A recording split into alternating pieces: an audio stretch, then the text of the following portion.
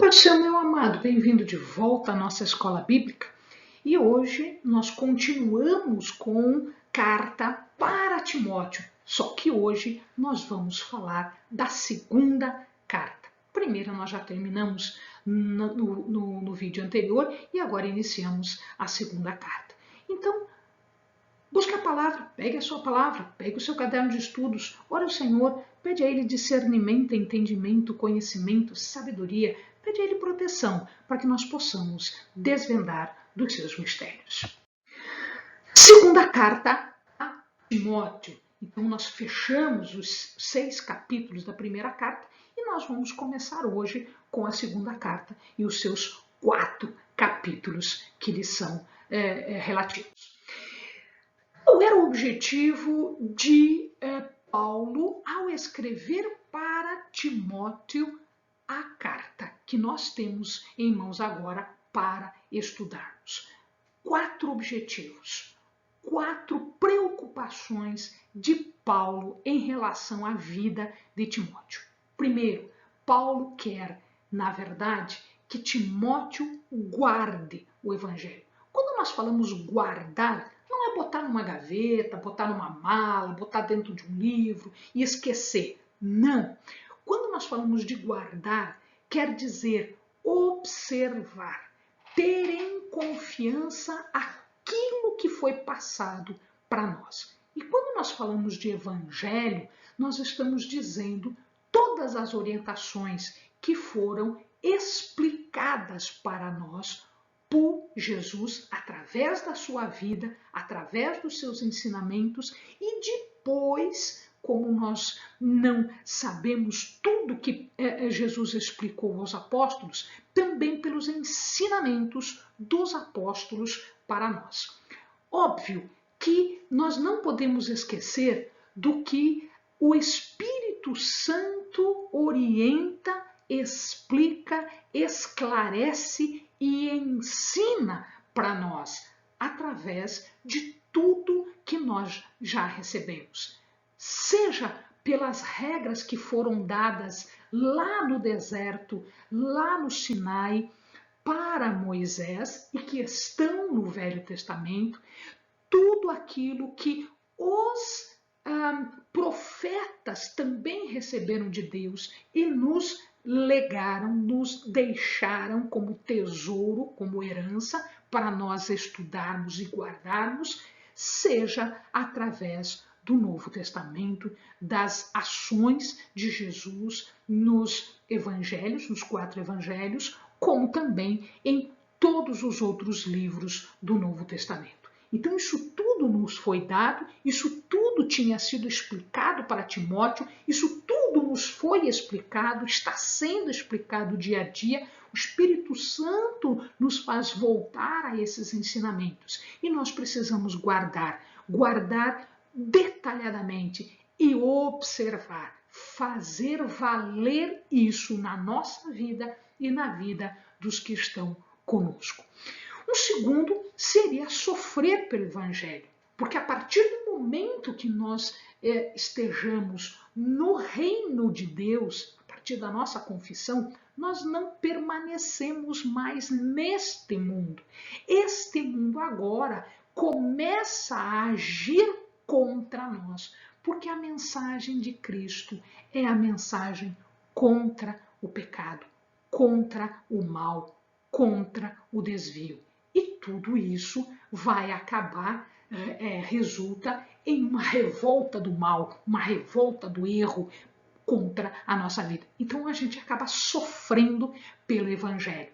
Como os apóstolos sofreram, como os primeiros cristãos sofreram e como nós sofremos nas nossas vidas.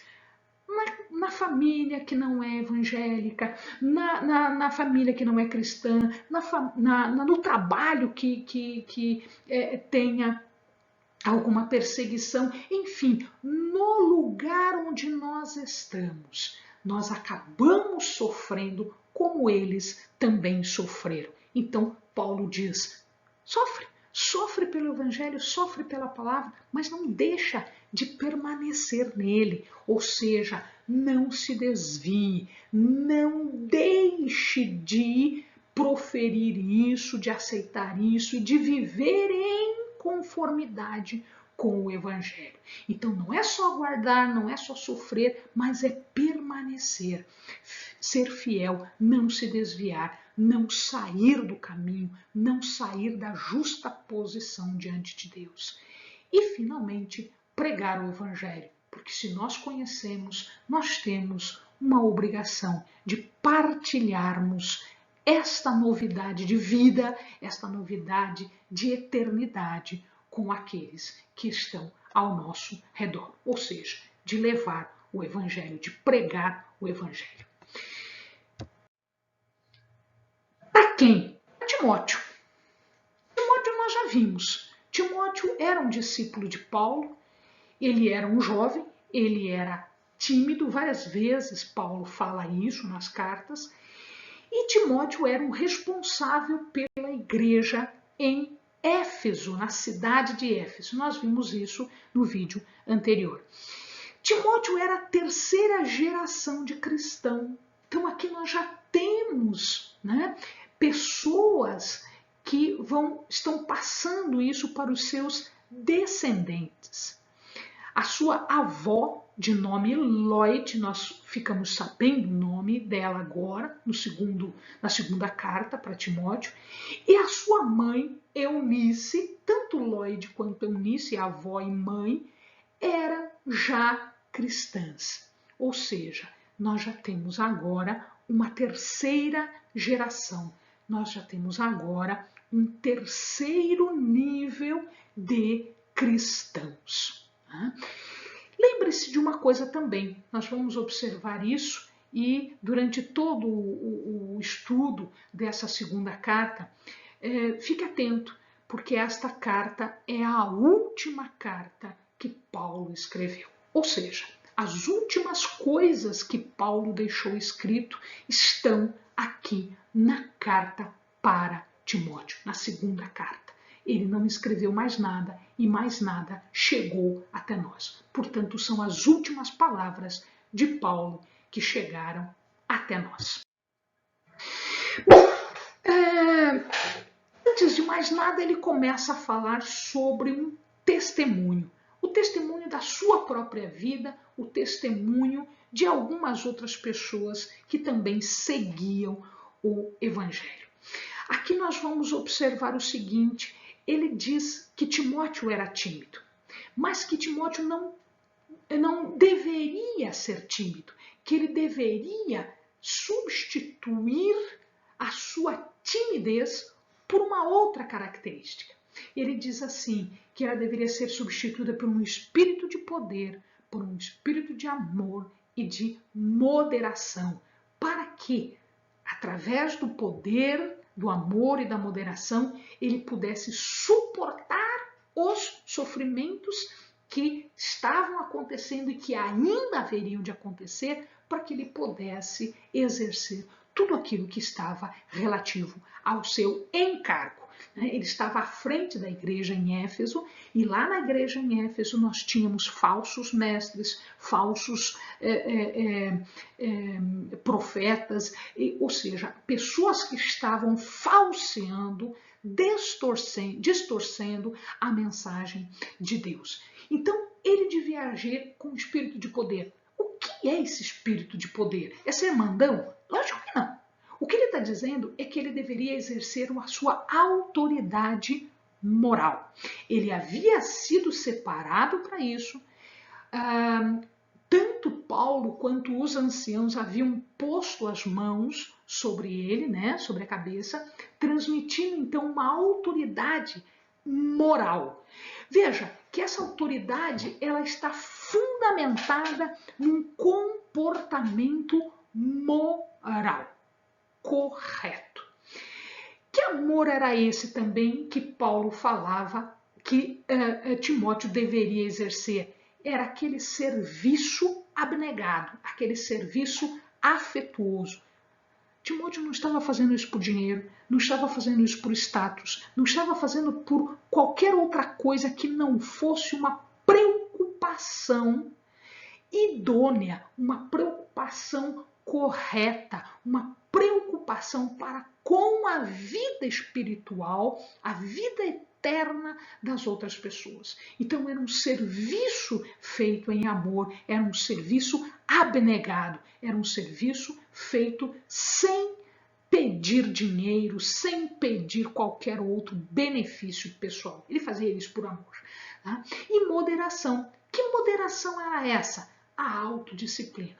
Amados, tanto Timóteo, Paulo era assim, mas tanto Timóteo quanto todos os outros que estão na obra do Senhor têm que ter autodisciplina para orar, para meditar na palavra, para estudar a palavra, para se preparar para receber de Deus, através do Espírito Santo, aquilo que é necessário. E isso é uma autodisciplina. Eu tenho que fazer isso todo dia. Jejum, oração, leitura da palavra, meditação da palavra, pregação. Ou seja, aquilo que eu preciso fazer, que é a minha salvaguarda, né? Que é a minha garantia para a vida eterna, para que eu não me desvie no caminho.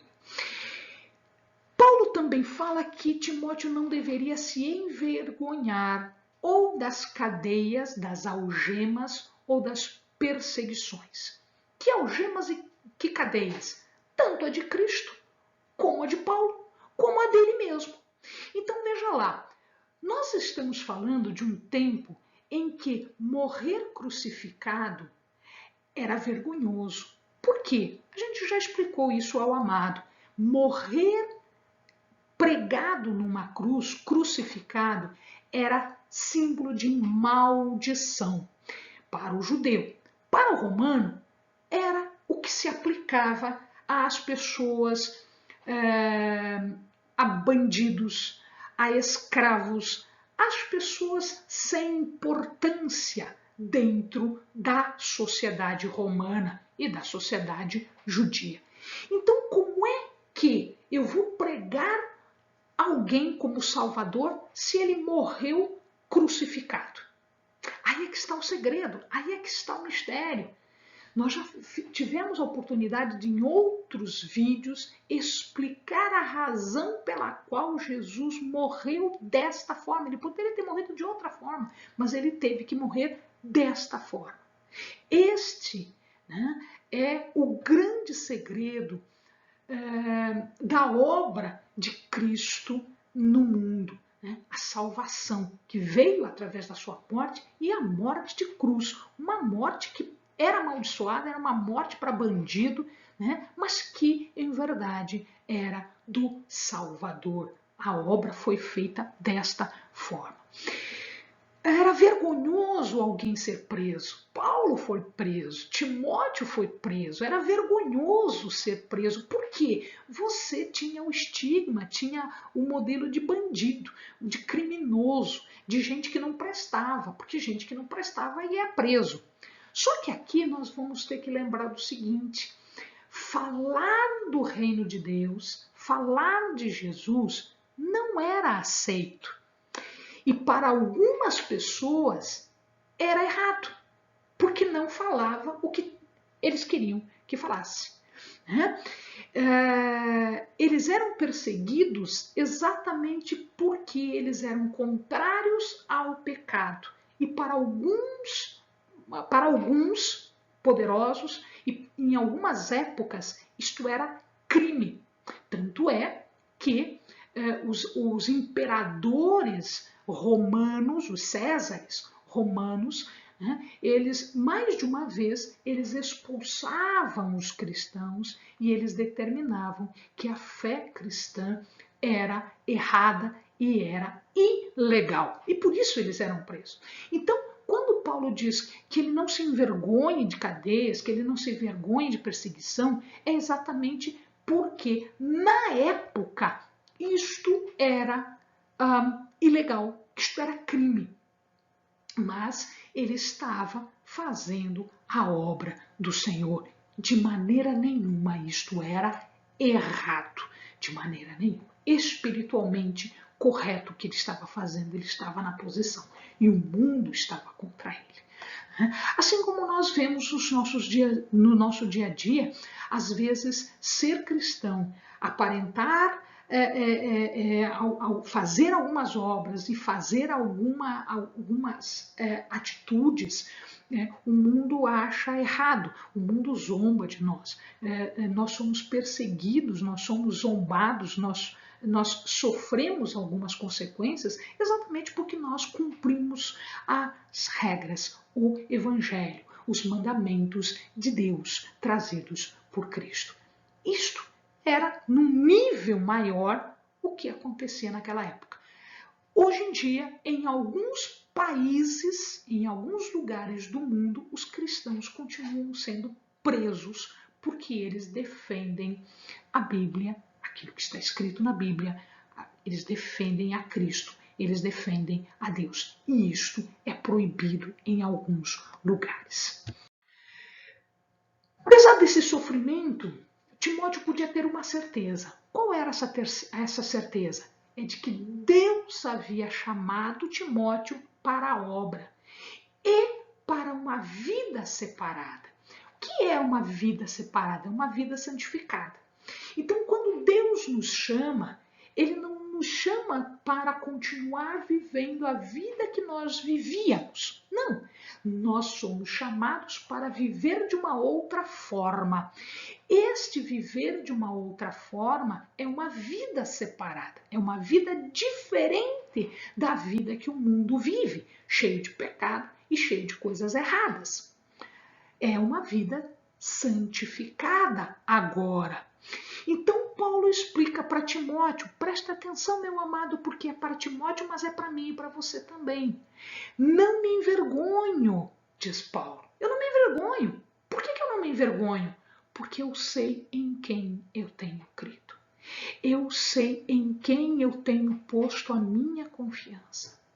Eu, Eleni, você, meu amado, nós sabemos em quem nós temos posto a nossa confiança, nós sabemos em quem nós temos acreditado, nós temos fé, nós temos crido. E nós sabemos, como Paulo sabia, estou certo de que ele é poderoso para guardar o meu depósito até aquele dia. O que é esse meu depósito? A minha riqueza, o meu tesouro, aquilo que eu estou construindo dia a dia, me assemelhando cada vez mais a Jesus, tornando-me cada vez mais parecida com Jesus, Filho de Deus. E, portanto, naquele dia, que é o dia do julgamento, que é o dia em que se define para onde você vai, se vai para a vida eterna, junto com Ele em comunhão com Deus, ou se vai para a vida eterna em sofrimento eterno no inferno. Porque só tem estas duas possibilidades. Ou você vai para o céu em comunhão com Deus, ou você vai para o inferno sofrer na eternidade, né? Então aqui ele está falando que existe um dia, ele tem um tesouro. Que tesouro é esse? Esse tesouro, esse depósito que ele tinha, eram todas as lições, era um evangelho, era tudo que está escrito na palavra, era tudo aquilo que o Espírito Santo nos provê todos os dias. Deus vai conservar, Deus vai nos dar forças, Deus vai fortificar a nossa fé, uma fé incorruptível, porque é uma fé que não se corrompe com nada. Pode te oferecer qualquer coisa, você está no caminho e esta fé não se desvia. E Deus é que vai dar esta força, esta capacidade para nós. Não interessa o que nós passemos, porque o nosso objetivo é chegarmos no julgamento final e neste julgamento final nós sermos aprovados, né? Nós estarmos numa justa posição diante do tribunal de Deus. Ele usa outros exemplos aqui, nem todos positivos. Ele fala, olha, cuidado, não seja como alguns. Então ele dá um exemplo que é um exemplo negativo. Duas pessoas, um Figelo e um Hermógenes. A gente não sabe muita coisa sobre eles, Paulo não nos fala detalhes sobre ele, fala apenas que eles foram desleais, eles não foram fiéis. E então ele diz, olha, cuidado para não ser assim. Ao contrário, seja como Onesíforo, que é um exemplo positivo. Onesíforo era de Éfeso, portanto, era conhecido de Timóteo, mas Paulo não conhece esse Onesíforo em Éfeso. Provavelmente pelas cartas, pelo que a gente entende lá por Atos e outras anotações, provavelmente este homem ele estava em Icônio, porque ele é citado lá, ele estava em Icônio, e quando Paulo passou na sua primeira viagem missionária, ele acabou passando por ali e ele acabou ficando na casa desse Onesíforo. Este homem foi, portanto, um dos primeiros, né, porque é a primeira viagem missionária de Paulo, um dos primeiros convertidos, né, como um dos primeiros frutos de Paulo durante as suas viagens missionárias. E aí Paulo nos dá três exemplos de encorajamento. Paulo diz que nós devemos ser, como Timóteo devia ser, como um soldado, como um atleta e como um lavrador.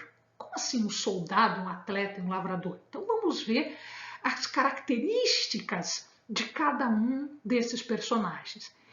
Como soldado, nós temos que lutar. O soldado luta. Luta contra quem? Contra o seu inimigo. Quem é o nosso inimigo? O mal é o nosso inimigo. A mentira é a nossa inimiga. As heresias são os nossos inimigos. Então o soldado luta e ele vai lutar contra o mal. Nós devemos lutar contra o mal. Um soldado persevera na luta. Quando nós conquistamos, como soldados, como nós conquistamos terreno, nós precisamos suportar aquilo. E às vezes a batalha não é fácil, a batalha é difícil. As piores provações estão lá, as batalhas mais renhidas, as batalhas mais terríveis, as condições ruins de uma batalha, um soldado suporta. Então ele está dizendo para nós suportarmos as condições de batalha, porque na batalha nada é fácil.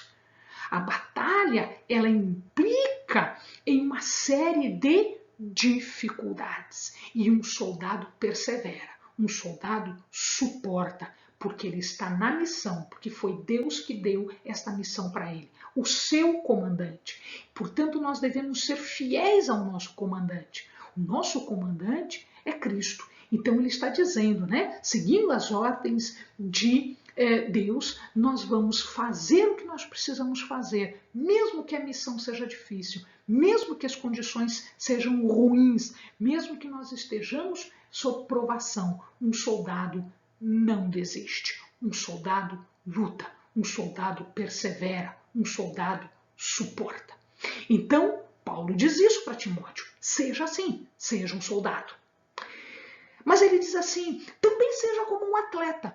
Como é que é um atleta? Um atleta, ele vai lutar, né? O atleta naquela época, ele fazia ou lutas, ou corridas, ou outras provas de atletismo, provas de esportes, né?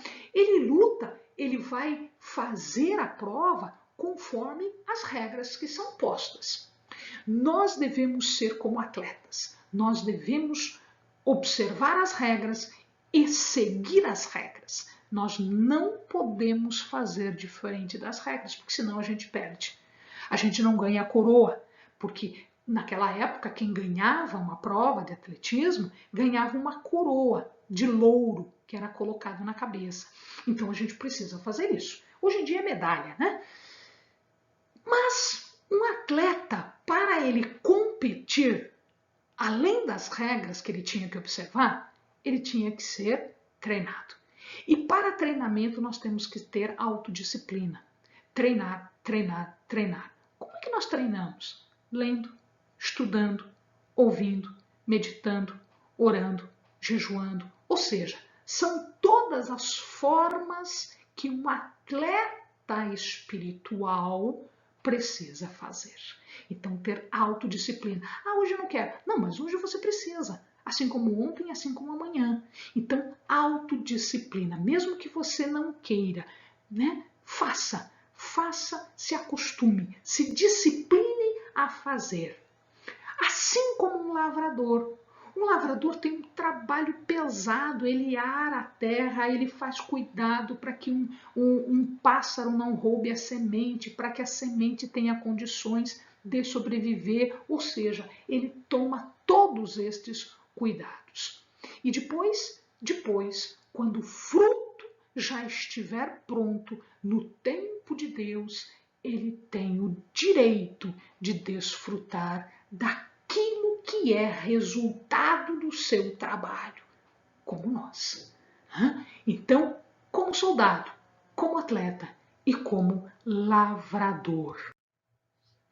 Finalmente, amados, nós fechamos esta parte aqui quase no finalzinho da segunda carta de Paulo a Timóteo e eu quero deixar estas frases aqui para você meditar, para que o Espírito consiga explicar mais detalhadamente ao teu coração esta parte.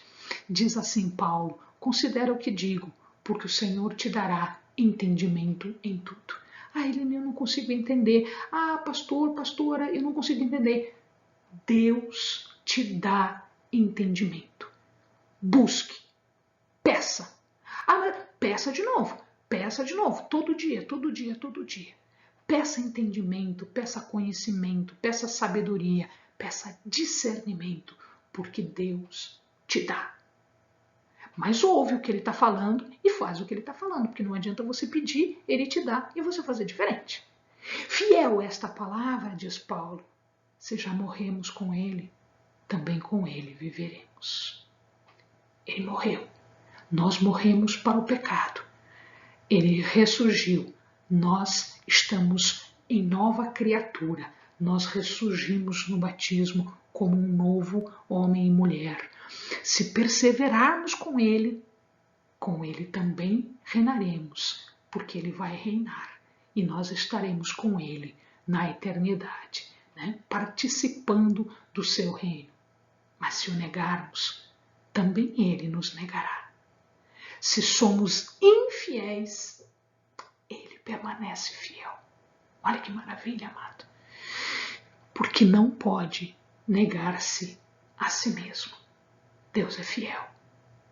Deus é a nossa torre forte, o nosso refúgio, a nossa fortaleza. Nós devemos estar com ele, na medida da estatura de Cristo, crescendo cada vez mais e nos aproximando cada vez mais da semelhança de Cristo. Amém, amados? Bons estudos.